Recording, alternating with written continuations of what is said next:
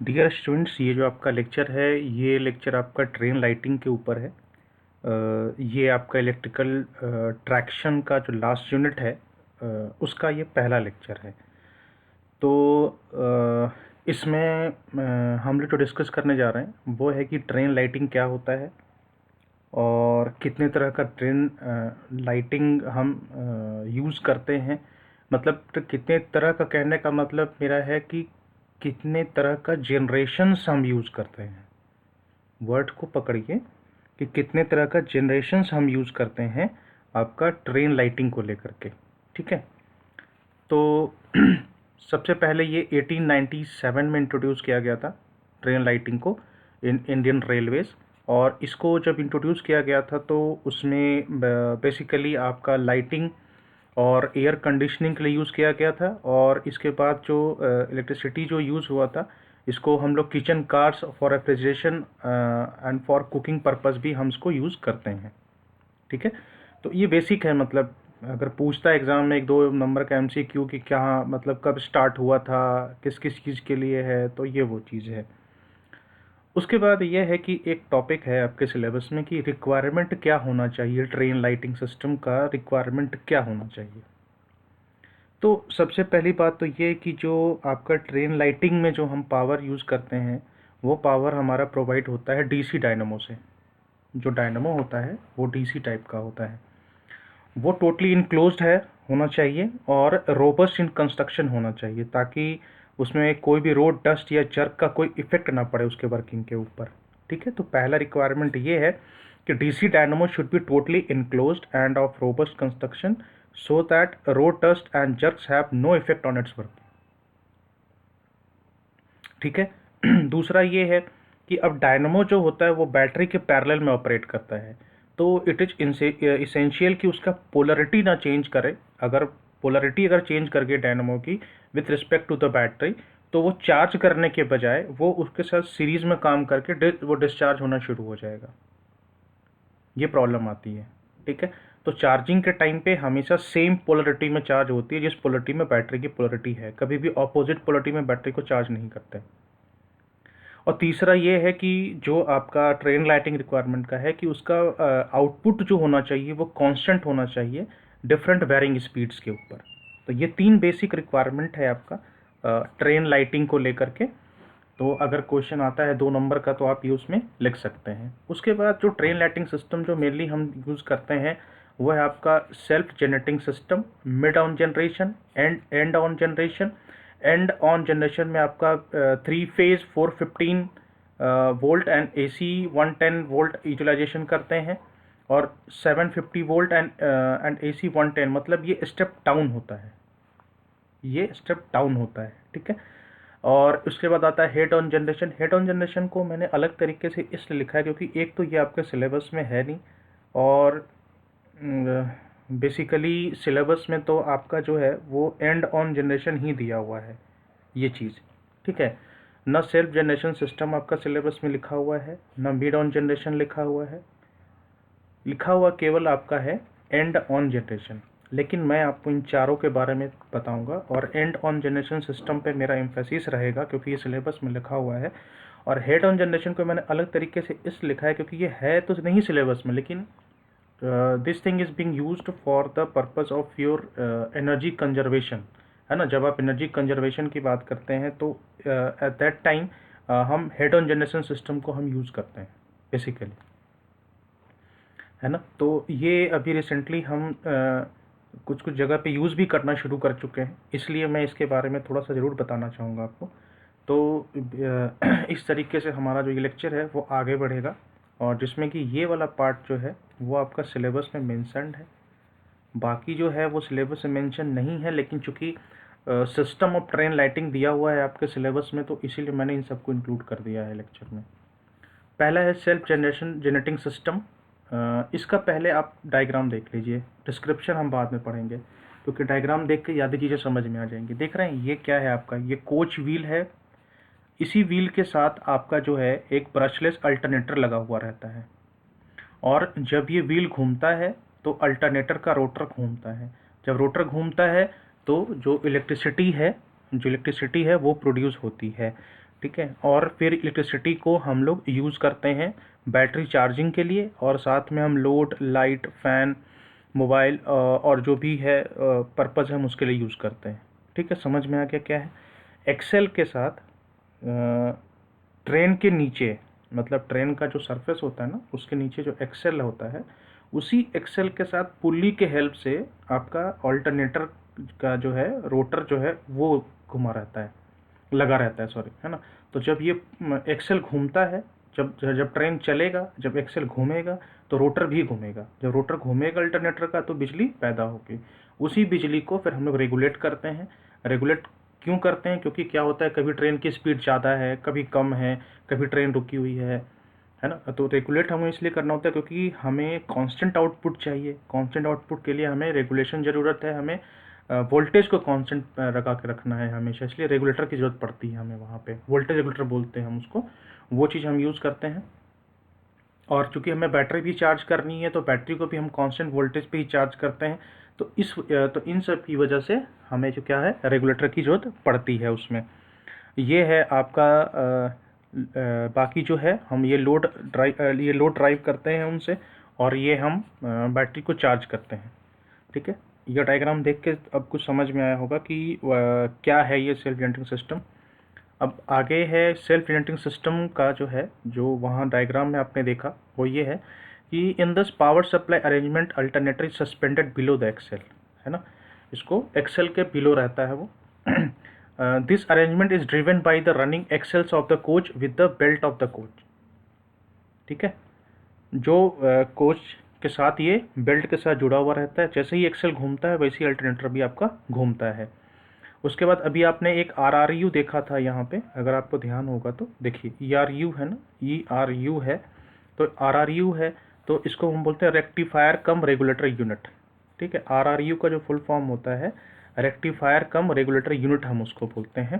तो रेक्टिफाई भी करता है और रेगुलेट भी करता है। रेक्टिफाई क्यों करता है? Because we want DC voltage, समझ गए, क्योंकि हमें DC चाहिए होता है, इसलिए हमें से रेक्टिफिकेशन जरूरत पड़ती है। और रेगुलेटर का तो मतलब जानते ही है कि वोल्टेज को हमें रेगुलेट करना है, कांस्टेंट वोल्टेज जो है वो मेंटेन रखना है। The electrical load of the coach is supplied to 110 volt DC battery at the halt. ठीक है, और जब ट्रेन हॉल्ट होती है, मतलब ट्रेन रुकी हुई रहती है, उस टाइम पर ये 110 वोल्ट जो है वो बैटरी प्रोवाइड करता है। और जब ट्रेन चल रही होती है उस टाइम पर ये जो पावर है 110 वोल्ट DC का जो पावर है वो हम लेते हैं ऑल्टरनेटर से। अब मैंने बोला 110 वोल्ट DC जो है हम लेते हैं, ये मैंने DC बोला, आ तो रहा है AC, और चूंकि हमें मिल तो रहा है 110 वोल्ट DC, तो मैं इसी सेंस में बोल रहा हूँ। ठीक है, आएगा आपका AC ही, लेकिन आप उसको रेक्टिफाई करके रेगुलेट करके 110 वोल्ट DC पे यूज़ करो। तो ये है आपका सेल्फ जनरेटिंग सिस्टम। इसका एडवांटेज डिसएडवांटेज भी है। एडवांटेज ये है कि इसमें independent of the mode of the traction, इसमें कोई मतलब ये डिपेंड नहीं करता कि वेदर आपका जो ट्रेन है वो इलेक्ट्रिक ट्रैक्शन से चल रहा है या मैकेनिकल ट्रैक्शन से चल रहा है, समझ रहे हैं। इसमें ये डिपेंड नहीं करता है कि आपका जो ट्रेन है वो इलेक्ट्रिसिटी से चल रहा है कि आपका डीजल से चल रहा है। बस इसको ट्रेन का मूवमेंट चाहिए, पहला पॉइंट का मतलब ये है। As each coach has a battery, so no additional source is required. हर एक कोच में इसका अपना बैटरी होता है, तो कोई एडिशनल सोर्स रिक्वायर्ड नहीं होता है। और अगर किसी पर्टिकुलर कोच में डिफेक्ट आ भी गई तो बाकी कोच कोई डिफेक्ट नहीं कर सकता, क्योंकि हर एक का अपना इंडिपेंडेंट बैटरी सिस्टम होता है। The system can be design for a specific requirement. अब जैसा रिक्वायरमेंट है वैसा आप सिस्टम को डिज़ाइन कर सकते हैं, मतलब वैसा आप बैटरी या फिर आप का जो जैसे 110 वोल्ट है तो RRU जो आपका था रेक्टिफायर कम रेगुलेटर यूनिट, उसको आप यूज़ करके वेरियस आउटपुट वोल्टेजेस आप ले सकते हैं। ठीक है, इसका लिमिटेशन ये है कि जो कैपेसिटी जनरेशन है 2 गुने 25 किलोवाट पर कोच एट प्रेजेंट है। और इसमें जब ट्रेन स्लो डाउन होता है या ड्यूरिंग स्टैंडिंग मोड में होता है तो इसमें पावर जनरेट नहीं होता है, इसीलिए जो बैटरी का साइज़ है वो बड़ा हो जाता है। अब जैसे मान लीजिए कि किसी अनअवॉइडेबल रीजन की वजह से ट्रेन कहीं खड़ी हो गई है, अब आधा घंटा हो गया, पौन घंटे हो गया, पावर सप्लाई तो नहीं होगा, तो उस केस में आपको पावर सप्लाई करना है ट्रेन के अंदर, तो आपका जो बैटरी का साइज़ है वो बड़ा हो जाएगा फिर। ये प्रॉब्लम आती है। इसमें there is no standby source for alternator in the battery, so system become poor reliable.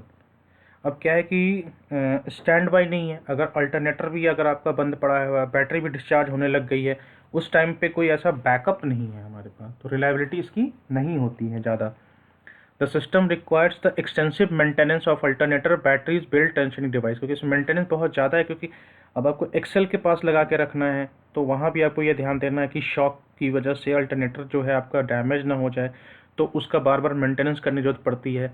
और सबसे बड़ी प्रॉब्लम तो उसमें बेल्ट की प्रॉब्लम है। अगर बेल्ट मान लो चलते चलते, अब भाई बेल्ट अगर टूट गया तो फिर पावर जनरेट ही नहीं होगी, है ना।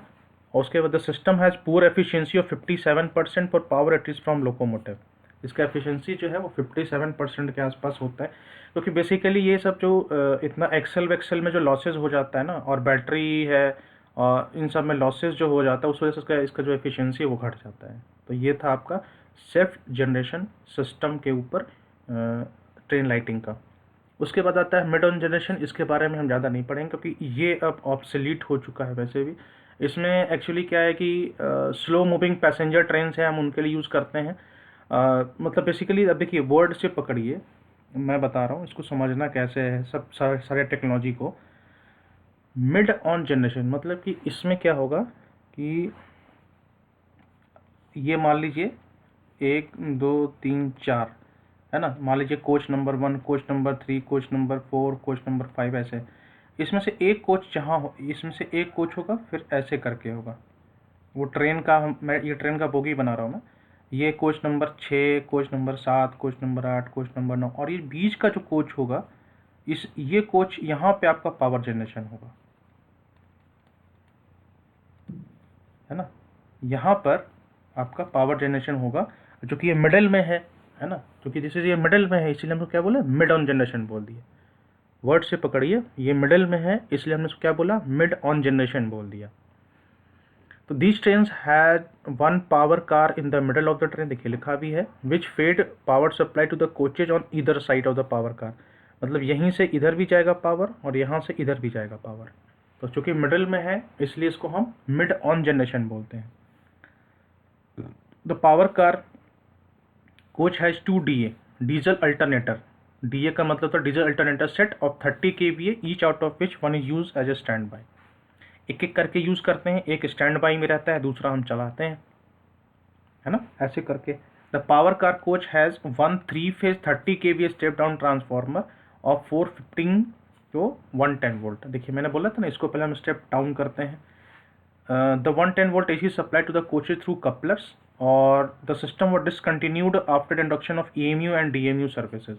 तो ये एक्चुअली ऑब्सोलीट टेक्नोलॉजी है, इसलिए ज़्यादा मैंने इसके बारे में लिखा भी नहीं है और ज़्यादा इसको समझने की ज़रूरत है भी नहीं। तो अब एक्चुअली आजकल हम पैसेंजर वगैरह यूज़ तो कहाँ कर रहे हैं, तो मेनली वही चीज़ है, तो इसीलिए इसको ऑब्सोलीट कर दिया गया।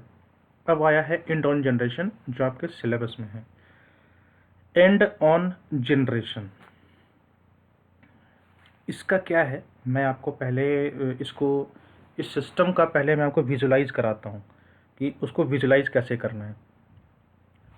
इसमें क्या है कि एंड पे पकड़िए, ये एंड वर्ड को पकड़िए, ठीक है। 1 2 3 4 5, है ना। वो सीधा नहीं बन रहा है ना, लेकिन समझ जाइए, ये ना बोगी मान लीजिए आपस में जुड़े हुए हैं। यहाँ पे आपका जनरेशन 1 होगा, यहाँ पे जनरेशन 2 होगा। मतलब अगर इधर से देखिए तो ये एंड में है, इधर से देखिए तो ये एंड में है, तो दोनों एंड पे मतलब जितना बोगी है, हर पूरा बोगी के आगे एक, पूरा बोगी के पीछे 2 जनरेशन है आपका, इसीलिए हम इसको एंड ऑन जनरेशन बोलते हैं। ठीक है, समझ में आया क्यों बोलते हैं एंड ऑन जनरेशन। कि पूरा बोगी है, मान लीजिए 8 बोगी है, तो 8 बोगी के आगे एक जनरेटर रहेगा जो जनरेशन हम करेंगे, और एक उसके पीछे रहेगा, तो 2 रहता है जनरेशन, तो और दोनों एंड पे रहता है ना, इसलिए हम इसको क्या बोलते हैं, एंड ऑन जनरेशन बोलते हैं। तो ये हम यूज़ करते हैं राजधानी और शताब्दी टाइप ट्रेन में, which have only AC coaches and have large power requirement. ठीक है, ये सब चीज़ देखिए, अभी कितना अच्छा नॉलेज वाला चीज़ है, आज पता चल रहा होगा आपको। राजधानी और शताब्दी में जो है and on generation system use करते हैं, एक आगे पावर होता है, एक पीछे वाला पावर होता है। इसका 2 पावर कार है ना। देखिए जैसे 2 पावर कार है, एक पावर कार ये है, इसको मैं पीसी लिख देता हूँ, सॉरी पावर कार ही लिखता हूँ, नहीं तो पीसी बहुत पेंट्री कार समझ लेंगे। पावर कार है, ये भी पावर कार है ना। एक पावर कार आगे, एक पावर कार पीछे, और इसका है 250 किलोवाट का है। ठीक है। और the power is fed by any two D A set through I V C. ये डी ए सेट तो मैंने बताया आपको, डीजल अल्टरनेटर सेट हो गया। ठीक है। आई वी सी होता है इंटर व्हीकुलर कपलर। अब ये क्या होता है इंटर व्हीकुलर कपलर, क्या होता है बताता हूँ। जैसे ट्रेन के ऊपर में कभी कभी देखिएगा, वो कपलर एक्चुअली क्या कपल करता है, मतलब कनेक्शन एक जगह से आ रहा है, इधर से कनेक्शन आ रहा है, इधर से आ रहा है, बीच में आप उसको कपलिंग करके ज्वाइंट करते हैं, जंपरिंग कर करके, है ना। जंपरिंग करना भी कैसे कपलिंग का ही काम होता है। तो उसको हम लोग इंटर व्हीकुलर क्यों बोले, क्योंकि एक व्हीकल है, मतलब कि आपका एक बोगी है, दूसरा बोगी है, तो उसको इंटर बोगी कपलर बोलने के बजाय हमने इंटर व्हीकुलर कपलर बोल दिया, क्योंकि ये कपलर जो है पूरे व्हीकल में चलता है। व्हीकल कौन सा हमारा, लोकोमोटिव हुआ, है ना। देखिए 2 वर्ड होता है इंग्लिश में, इंटर और इंट्रा। इंटर मतलब होता है 2 अलग अलग, और इंट्रा मतलब होता है खुद का। तो चूंकि एक बोगी है, 2 बोगी है, दोनों के बीच में जो कपलिंग यूज़ होता है वो चीज़ है। एक्चुअली क्या है ना, ये इंटर व्हीकुलर कपलर हम किसी दूसरे चीज़ों में यूज़ करते हैं, उस चीज़ को हमने अपने ट्रेन में यूज़ किया हुआ है, तो इसलिए इसका नाम आईवीसी जो है वो स्टैंडर्ड है। ठीक है। उसके बाद the power is supplied eight 3 phase. 3 phase power supply मैंने आपको बोला था कि इसमें हम स्टेप डाउन करते हैं। ये देखिए आया है 3 फेज है, 750 वोल्ट का जो सप्लाई है, इसको हम स्टेप डाउन करते हैं हर एक individual coach to 3 phase 415 for supplying various load like R M P U, है ना, डब्ल्यू आर है, ये सारा लोड जो है इसको सप्लाई करने के लिए हम इसको 3 फेज में हम कन्वर्ट करते हैं। मतलब 3 फेज 750 वोल्ट जो है वो 3 फेज 415 वोल्ट में कन्वर्ट होता है। और फिर 110 volt AC supply for light and fans is obtained by further stepping down at 415 volt. ठीक है। मतलब 415 वोल्ट को फिर हम आगे फिर 110 वोल्ट में हम कन्वर्ट करते हैं। तो 3 तो इसमें हो रहा है। इसमें क्या, इसमें 2 स्टेज में कन्वर्ट हो रहा है। एक तो 3 फेज 750 जो है वो 3 फेज 415 में कन्वर्ट हो रहा है, और फिर इंडिविजुअल कोच के लिए हम उसको 415 को 110 में हम कन्वर्ट कर दे रहे हैं। और उसके बाद 24 वोल्ट का battery is used for supplying a few emergency light provide for the coach. ठीक है। स्टेप डाउन 2 स्टेज में है, फिर से बताता हूँ, हो सकता है किसी कन्फ्यूजन हो गया होगा। 750 पहले, 415 में, 415 फिर 110 में। ठीक है, ये चीज़, ये है आपका सिमेट्रिक डायग्राम जो आपका है। देखिए ये जो है आपका एक्चुअली क्या ना कि इसको अलग अलग मत समझिए कि दो पैरेलल ट्रेन जा रहा है। एक्चुअली ये पूरा एक सीधा फिगर है ना। ये जो आप देख रहे हैं, ये वाला और ये वाला, है ना। तो ये दोनों जो है वो आपका एक सीधा फिगर, अगर आप इसको अगर आप इसी फिगर को अगर आप जोड़ देंगे तो खूब लंबा हो जाएगा। अब चूँकि हमें बनाना तो एक साथ है ना, तो इसीलिए इसको जो है यही इंटर व्हीकुलर बस कपलर है आपका। ये है DA set, diesel alternator set, इसी को हम बोलते हैं डीए सेट। ये है आपका, ठीक है, ये है आपका डीए सेट है आपका। ये चोक कॉयल है, ये तो ब्रेकर एमसीबी वगैरह लगे रहते तो आपको पता ही है। और ये कोच है, मतलब ये टोटल फिगर को अगर आप सीधा कर देंगे तो खूब लंबा सा हो जाएगा। ठीक है, तो इस तरीके से होता है। ये आगे का पार्ट हो गया और ये पीछे का पार्ट हो गया आपके ट्रेन का।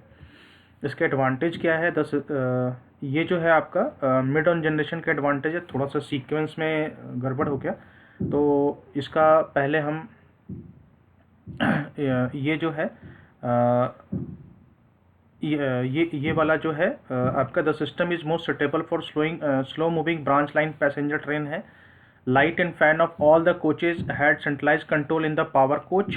Fan and lights were working on AC supply, और there was no need of stand by batteries in the coaches. ये मिड ऑन जनरेशन का है, वो थोड़ा सा सीक्वेंस जो है वो अलग हो गया, उसे इसको पहले आना चाहिए था। उसके बाद है डिसएडवांटेज क्या है कि there were noise and smoke pollution due to DA set working. Operator were required to power car coach and some valuable passenger spaces were occupied the DA sets. ये है मिड ऑन जनरेशन का, ये है ना। तो ये था आपका एंड ऑन जनरेशन, जो ये एंड ऑन जनरेशन जो है आपका ये है, और ये वाला है आपका, ठीक है। उसके बाद आता है आपका head on generation.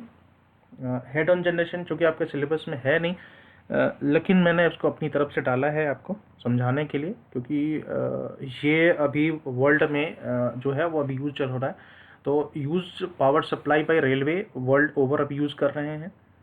Cost effective होता है, reliable and efficient supply system for the coaches है ये। इसमें अब हेड ऑन जनरेशन से हेड को पकड़िए, मतलब सीधे लोकोमोटिव का जो कोच है वहाँ से पावर चला रहा है, इसीलिए मैं ये सब वर्ड डाल रहा हूँ, क्योंकि हेड ऑन मतलब हुआ कि सीधा सीधा सामने से पावर जो है वो चला रहा है, ठीक है। मिड ऑन में मिडिल से हो रहा था, एंड ऑन में दोनों एंड से हो रहा था। हेड ऑन में लोकोमोटिव से आएगा, ठीक है। The power supply is receive directly from locomotive through coupler. The supply from locomotive can B 750 volt 3 phase supply और अ सिंगल फेज सप्लाई। अब 750 का सिंगल फेज सप्लाई भी हो सकता है, 3 फेज सप्लाई भी हो सकता है। उसके बाद जो सप्लाई आ रहा है उसको हम रेगुलेट करते हैं एंड स्टेप डाउन करते हैं हर एक इंडिविजुअल एसी कोचेज में with the help of converter और रेगुलेटेड 415 वोल्ट 3 फेज सप्लाई, ठीक है। Similarly in AC coaches power supply from locomotive can be step down and regulated to provide 110 volt AC. तो mainly step down ही चलता है इसमें, है ना। One power car with a standby DS set is also used in the train which can supply power to the coaches in case of failure of a locomotive। तो ये आपका है हेड ऑन जनरेशन के ऊपर। तो basically ये इतना मतलब जो है आपका मेनली जो है वो एंड ऑन जनरेशन ही है आपका सिलेबस में। तो ये वाला जो आपका है एंड ऑन जनरेशन जब आएगा एग्ज़ाम में तो आप ये सारा पॉइंट लिख के आप ये डिस्कस कर दीजिएगा। इसमें जो इसलिए मैंने आपको जो है वो चारों चीज़ आपको बता दिया कि अगर एग्ज़ाम में अगर पूछ लेता है इन केस की चारों बताने के लिए तो एटलीस्ट आपके पास कुछ हो लिखने के लिए, है ना। वैसे बेसिकली जो है आपका एंड ऑन जनरेशन ही सिलेबस में है। ओके, सो अगर कोई डाउट हो तो you can ask and thank you so much for watching this video and take care of yourself.